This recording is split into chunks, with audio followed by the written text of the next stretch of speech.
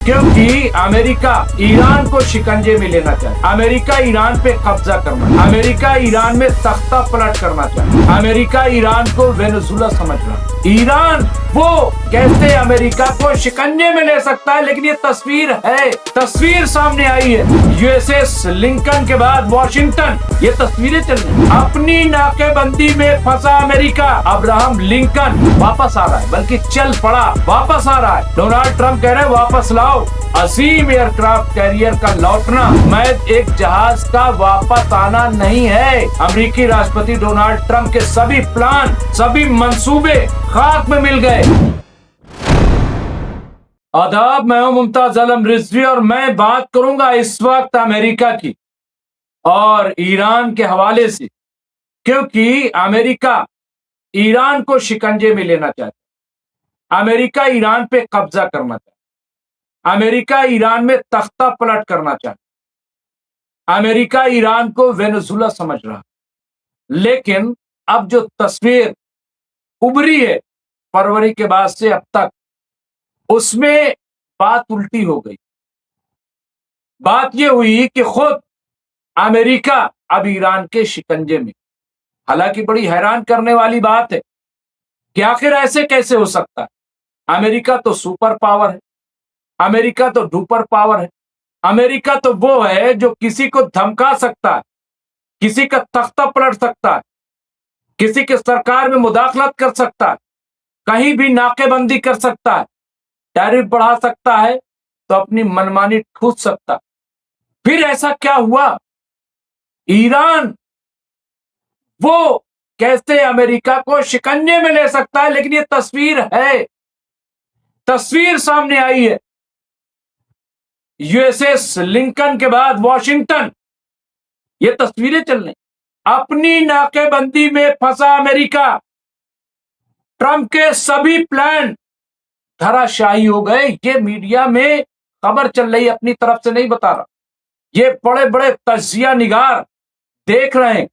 और खौफ के बारे में तो आपको पता ही है कि कितना खौफ है इस वक्त डोनाल्ड ट्रंप।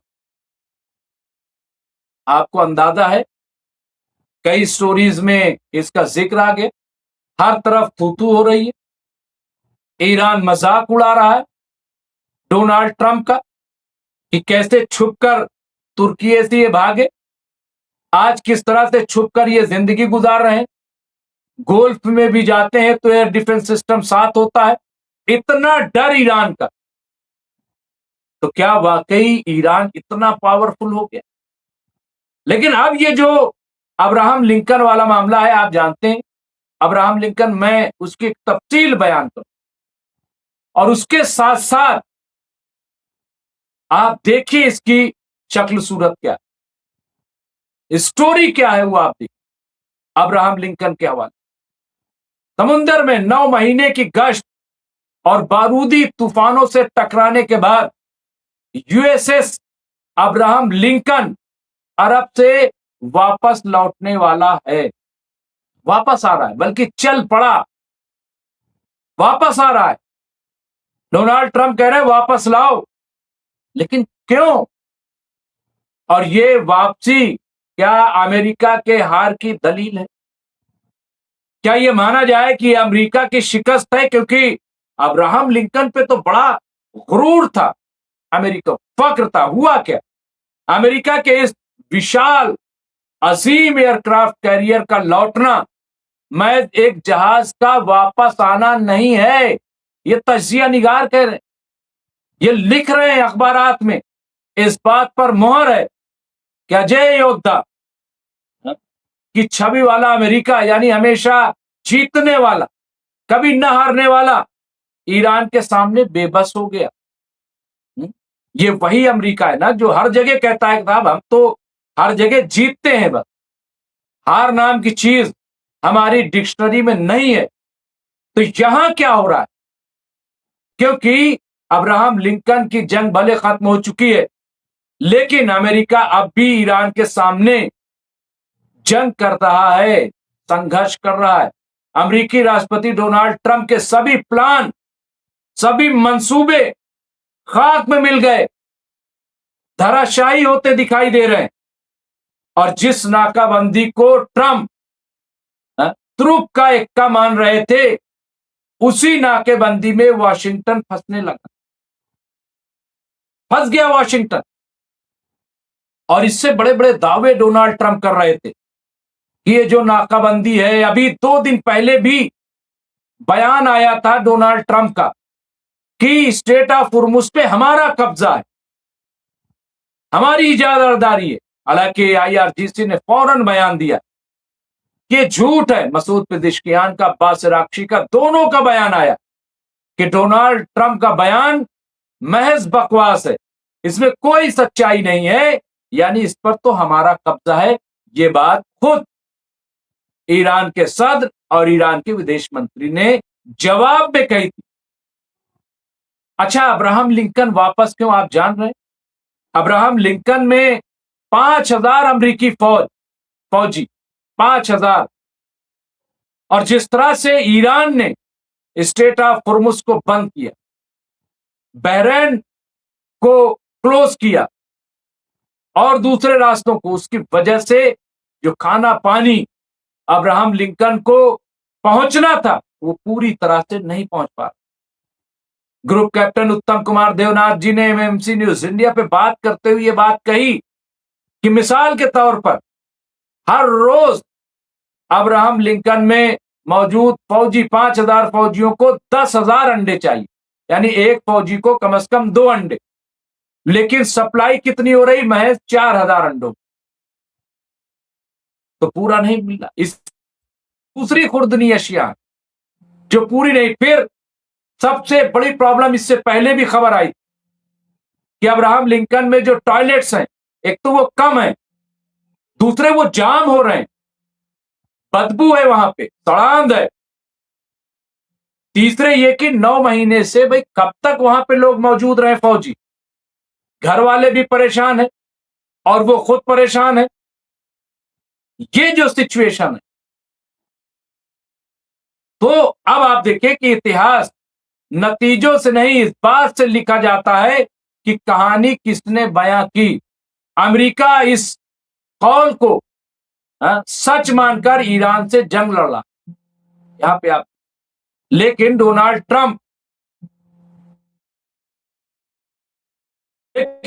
ट्रंप भूल बैठे हैं कि 21वीं सदी का आधुनिक मॉडर्न इतिहास किसी एक शख्स की जागीर बनने वाला नहीं है।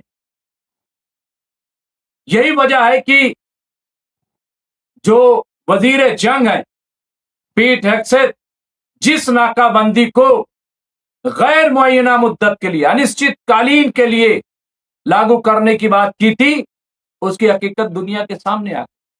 और वो कैसे? कि अब्राहम लिंकन को वापस बुलाया जा रहा है। ये कोई मामूली बात नहीं है, फिर कह रहा हूं, ये बहुत बड़ी बात है, बहुत बड़ी सच्चाई है। और ये अब लोग इसका जायजा ले रहे हैं, इसका तज्जिया कर रहे हैं। अमेरिका यूएस लिंकन को वापस बुलाने की तैयारी हो चुकी है, बल्कि वापस जा रहा है। लिंकन ईरान की नाकाबंदी में फ्रंट फुट पर तैनात है। अब इसकी जगह लेने के लिए यूएसएस जॉर्ज वाशिंगटन को भेजा गया। इस अदला बदली की वजह लिंकन पर फैली कुव्यवस्था की खबरें, यूएसएस यानी बदइंतजामी की खबरें। यूएसएस अब्राहम लिंकन 260 दिन से समुद्र में था, इसे लगभग 200 दिन से कोई पोर्ट कॉल नहीं दी गई। 200 दिन, यानी 200 दिन से किसी बंदरगाह पर नहीं रुका था, जबकि 30 से 45 दिन के अंदर एयरक्राफ्ट कैरियर को किसी न किसी पोर्ट पर रुकना जरूरी होता है। 45 दिन में, 40 से 45 दिन में। और ये आप देखिए कि ये 200 दिन हो गए, कोई पोर्ट कॉल नहीं दी गई। तो ये क्या बद इंतजामी नहीं है अमेरिका? क्या ये मिसमैनेजमेंट नहीं है? क्या ये जो 5,000 अमेरिकी फौजी अब्राहम लिंकन पे सवार हैं, क्या इनकी जिंदगी को खतरे में डालना नहीं है? और यही वजह है प्रोफेसर आफ्ताब कमाल पाशा, जो इस वक्त अमेरिका में ही है, वो तमाम अखबारात की खबरें और वहां होने वाली चर्चा का जिक्र करते हुए एमएमसी न्यूज इंडिया पे बताते हैं कि इस बात को लेकर के बड़ी नाराजगी है वहां लोगों, और इसे मिसमैनेजमेंट और हुकूमत की नाकामी बताया जाता है। अब यहां देखिए, लंबी तैनाती की वजह से कैरियर पर खाने की कमी हो गई थी। ये मैंने 3 दिन पहले इसका जिक्र किया। टॉयलेट की समस्या खड़ी हो गई थी, इसका भी जिक्र मैंने किया। नौसैनिक और उनके परिवार मानसिक तौर पर टूटने लगे। ज़हनी तवाज़ुन आपने तो सुना होगा कि जो नौसैनिक है वो छलांग लगा रहे थे समुद्र, यानी खुदकुशी कर रहे। 8-10 ऐसी खबरें आई। 6 सैनिकों ने समुद्र में छलांग लगाकर आत्महत्या की कोशिश भी की, ऐसी खबर और भी वो है। अच्छा, इसके अलावा फिर एक खतरा भी तो है, खास तौर से ईरान, जो कि ईरान के दायरे में निशाने पर है ये अब्राहम लिंकन। अगर एक भी हमला हो जाए तो क्या होगा? एक खौफ भी है, डर भी है। अब यहां पे देखिए एक और चीज कि अब्राहम लिंकन पर हालात काफी वक्त पहले ही बिगड़ने लगे, लेकिन अमेरिका लगातार कैरियर की तैनाती बढ़ाता जा रहा था, जो बताता है कि नाकाबंदी के लिए अमेरिका के पास ज्यादा विकल्प मौजूद नहीं है। हालांकि सेंटकॉम ने नौसैनिकों के खुदकुशी की कोशिश से जुड़े सभी दावों को खारिज कर दिया, कहा ये झूठ है, ये बेबुनियाद बात है, ऐसा कुछ भी नहीं है।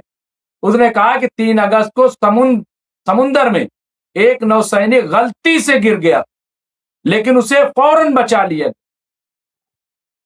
हमले को लेकर के भी झूठ बोला गया कि इस पे कोई हमला नहीं, वो तो गैस सिलेंडर ऐसे ही फट गया था या इस तरह की बातें आई। खैर, अमेरिका भले अब्राहम लिंकन पर पहले हालातों का खंडन करे, लेकिन जिस तरह जल्दबाजी में यूएसएस वाशिंगटन को अरब भेजा गया, वो सेंटकॉम के दावों पर सवाल खड़े कर रहा है। और ये कि झूठ बोल रहे थे। USS George Washington Malacca strait से निकल चुका है। इसके साथ 2 डिस्ट्रॉयर भी मौजूद हैं। यहां से अंडमान सागर से होते हुए ये अरब सागर में पहुंचेगा। आखिरी स्टॉप ओमान की खाड़ी से कुछ किलोमीटर दूर होगा, जहां अमेरिका का aircraft carrier USS Abraham Lincoln मौजूद है, बल्कि वहां से वापस आ रहा। ये आप देखिए, ये सूरत हाल। अब यहां पे देखिए है क्या, जो रिपोर्ट है कि मलक्का स्ट्रेट से यहां की दूरी 6150 से 6650 किलोमीटर के बीच। यूएसएस वाशिंगटन के अब्राहम लिंकन के पास पहुंचने में करीब 7 से 8 दिन का वक्त लग सकता है। ये दोनों ही निमित्ज क्लास के एयरक्राफ्ट कैरियर हैं। बड़े लिंकन की तरह ही 90 fighter jet USS George Washington पर तैनात हो सकते हैं, लेकिन यूएसएस वाशिंगटन को लिंकन की जगह भेजने की वजह सिर्फ यही नहीं है। इसकी प्रमुख खास वजह कैरियर का अरब सागर के सबसे नजदीक मौजूद होना है। यूएसएस लिंकन पर फैली बदइंतजामी को देखते हुए उसे जल्द राहत देना जरूरी है। यही वजह है कि इसे अब्राहम लिंकन की जगह भेजा गया है। यूएसएस वाशिंगटन के अरब पहुंचते ही अब्राहम लिंकन यहां से अपने होम पोर्ट सैन डिएगो के लिए रवाना हो जाएगा। अब आप ये देखिए, अब इतनी बदइंतजामी के भी आप बताइए कि ईरान को ये कह रहे हैं हम घेरे हुए, ईरान की नाकाबंदी किए हुए, लेकिन ये जो अफरा तफरी हम देख रहे हैं, ये जो हंगामा आराई हम देख रहे हैं, इससे क्या नतीजा निकलता है कि अमेरिका खुद ही फंसा हुआ है। और यही वजह है, मैं आपको बता दूं, बार बार डोनाल्ड ट्रंप चाहते हैं कि वहां से निकल आए किसी तरीके से, लेकिन अब ईरान ने जो बात कही है, जो सुप्रीम लीडर मुश्तबा खामनई ने, कि जब तक डोनाल्ड ट्रंप है तब तक हम बातचीत नहीं करेंगे और जंग नहीं रोकेंगे, एक बड़ा मसला पैदा हो गया। अब यहां अब्राहम लिंकन के बदले यहां पे वाशिंगटन को अरब भेजा, यहां डोनाल्ड ट्रंप ने एक तरफ अब्राहम लिंकन के बदले यूएसएस वाशिंगटन को अरब भेजा है, तो वहीं दूसरी तरफ पेंटागन को ऐसा आदेश दिया है जिससे उनके फैसलों पर सवाल उठने लगे। दावा है कि ट्रंप ने सबसे आधुनिक फोर्ड क्लास एयरक्राफ्ट कैरियर से इलेक्ट्रोमैग्नेटिक एयरक्राफ्ट लॉन्च सिस्टम यानी EMALS को हटाने का आदेश दिया। इसकी जगह पुरानी स्टीम कैटापुल्ट तकनीक का इस्तेमाल किया जाएगा। यहां अमेरिका इस नई तकनीक से पीछे हट रहा है, वहीं चीन अपने नए एयरक्राफ्ट कैरियर में EMALS का इस्तेमाल कर रहा है। फ्रांस भी अपने नए जहाजों के लिए इसी तकनीक की योजना बना रहा है। तो फिर सवाल ये उठ रहा है कि अमेरिका ऐसे वक्त में, कि जैसा खुद डोनाल्ड ट्रंप कह रहे हैं कि फैसला कुन घड़ी है, यानी जंग कौन हारेगा कौन जीतेगा, ये मोड़ है। ऐसे में ये पुरानी तकनीक क्यों, नई तकनीक को क्यों हटाया जा रहा है? अमेरिकी राष्ट्रपति का मानना है कि यह तकनीक बेहद जटिल, महंगी और भरोसेमंद नहीं है। पुरानी भाप प्रणाली ज्यादा शक्तिशाली है और आपात स्थिति में आसानी से मरम्मत की जा सकती है। एक्सपर्ट ट्रंप के इस फैसले की वजह युद्ध के कारण बढ़ते सैन्य खर्च को मान रहे हैं, इसलिए वो पुराने तकनीक का इस्तेमाल चाहते हैं ताकि खर्चा कम हो और मरम्मत भी कम वक्त और सस्ते दाम पे हो जाए। अब आप बताइए, अभी मैंने बताया था कि डोनाल्ड ट्रंप मुआवजा ईरान से मांग रहे हैं, जो व्हाइट हाउस है वो चंदे से बनेगा, मॉडर्न होगा। अब ये सब कैसे हो गया? ईरान से टकराने की वजह, ईरान से जंग करने की वजह। अमेरिका ने कभी सोचा भी नहीं होगा कि ईरान से टकराने का अंजाम ये होगा, लेकिन ये फंसाया किसने? ये फंसाया इजराइल ने। इजराइल ने अभी तक जितने अमेरिकी प्रेसिडेंट थे वो धमकियां तो देते थे, लेकिन पाबंदियां ईरान पे लगाते थे, लेकिन जंग में कभी नहीं कूदे।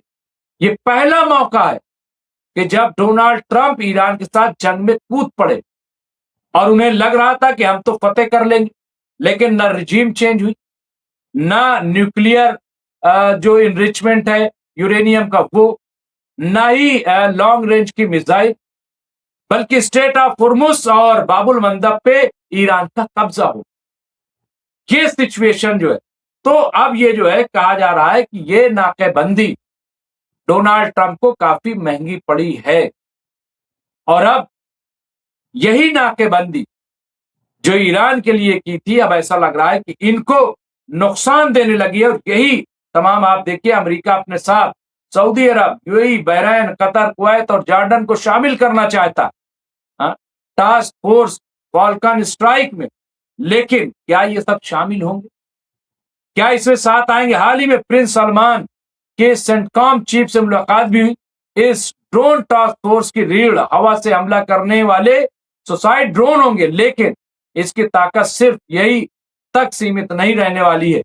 लेकिन जो ईरान डेवलप कर रहा है उसका क्या होगा? तो बहरहाल ये पूरी स्टोरी यहाँ पे हम आपको दिखा रहे हैं कि किस तरह से ईरान अपने ही बुने हुए जाल में फंस गया है। अब देखना यह है कि यहां से कैसे निकलता है, निकल भी पाता है या नहीं, और ईरान का अगला कदम क्या होगा। जो भी होगा हम आपको अपडेट करते रहेंगे। देखते रहे एमएमसी न्यूज़ इंडिया। बहुत बहुत शुक्रिया।